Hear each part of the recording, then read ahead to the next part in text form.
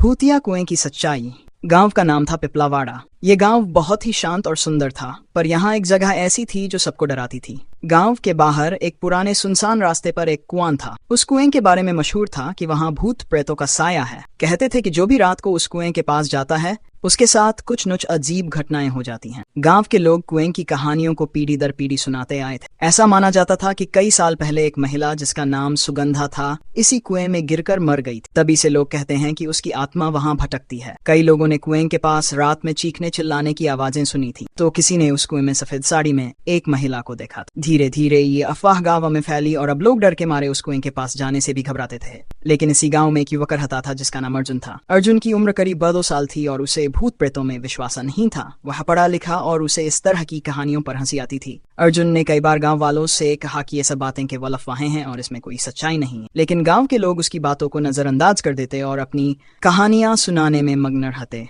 एक दिन अर्जुन ने ठान लिया कि वह इस भूतिया कुएं की सच्चाई का पता लगाएगा। उसने सोचा कि वह रात के समय के पास जाएगा और देखेगा कि वहां सच में कुछ है या नहीं। उसकी यह बात सुनकर गांव के लोग हैरान रह गए और उसे ऐसा करने से मना करने लगे। अर्जुन के दोस्त भी उसे समझाने लगे कि यह सब कहानियां सच हैं और अपनी खतरे में डाल रहा है, लेकिन अर्जुन अपनी जिद पर अड़ा रहा और कहता, मैं इस डर को खत्म करना चाहता हूँ। अगर मुझे वहां कुछ मिलता है तो मैं सबको सच बता दूंगा, और अगर नहीं मिला तो यह साबित हो जाएगा कि यह केवल एक झूठ है।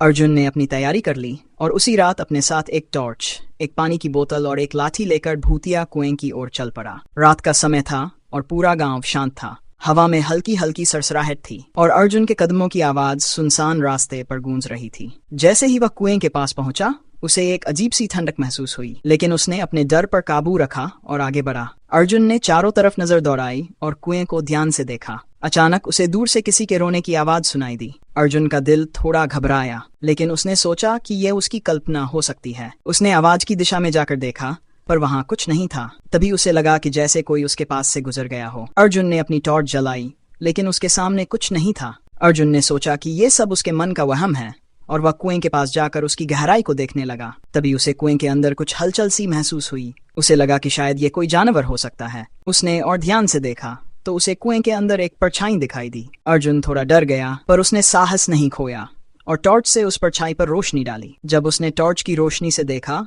तो उसे एक बूढ़ा आदमी दिखा। अर्जुन हैरान हो गया और उसने पूछा, बाबा, आप यहाँ इस समय क्या कर रहे हैं? बूढ़े आदमी ने गहरी आवाज में कहा, बेटा, मैं यहाँ पानी के लिए आता हूँ, लेकिन गांव वालों ने मुझे भूत समझ लिया है। मैं गरीब हूँ और मुझे कुएं से पानी लाने के अलावा कोई चारा नहीं है। अर्जुन ये सुनकर अवाक रह गया। उसने पूछा, तो क्या ये सारी कहानियां झूठी हैं? बूढ़े व्यक्ति ने कहा, हाँ बेटा, ये सब अफवाहें हैं। गांव के लोगों ने मुझे कई बार रात में यहाँ पानी भरते हुए देखा और मुझे भूत समझ लिया। मैं किसी को बताना नहीं चाहता था क्योंकि मुझे डर था कि लोग मुझे यहाँ पानी लाने से रोक देंगे। अर्जुन को सच्चाई का पता चला और वह समझ गया कि इस भूतिया कुएं की कहानियां केवल अफवाहें थीं।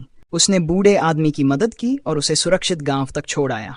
अगले दिन अर्जुन ने गांव के लोगों को इकट्ठा किया और उन्हें पूरी सच्चाई बताई। उसने कहा, यह कुआं भूतिया नहीं है, बल्कि यह हमारे अपने डर और अंधविश्वास का परिणाम है। हमें बिना सोचे समझे किसी बात पर विश्वास नहीं करना चाहिए। गांव के लोग अर्जुन की बातों को सुनकर हैरान थे। उन्हें अपनी गलती का एहसास हुआ और उन्होंने उस बूढ़े व्यक्ति से माफी मांगी। अर्जुन की इस बहादुरी से गांव के लोग बहुत प्रभावित हुए और उन्होंने उसे धन्यवाद दिया। इसके बाद गांव के लोगों ने उस बूढ़े व्यक्ति को सहायता देने का निर्णय लिया ताकि उसे अकेले रात में पानी भरने की जरूरत न पड़े। इस कहानी से ये सीखने को मिलता है कि हमें अंधविश्वास में नहीं फंसना चाहिए और हर बात को सोच समझकर ही मानना चाहिए। अक्सर हमारे डर और भ्रम से ही अजीब अजीब बातें जन्म लेती हैं और सच्चाई को समझना ही वास्तविक बहादुरी है।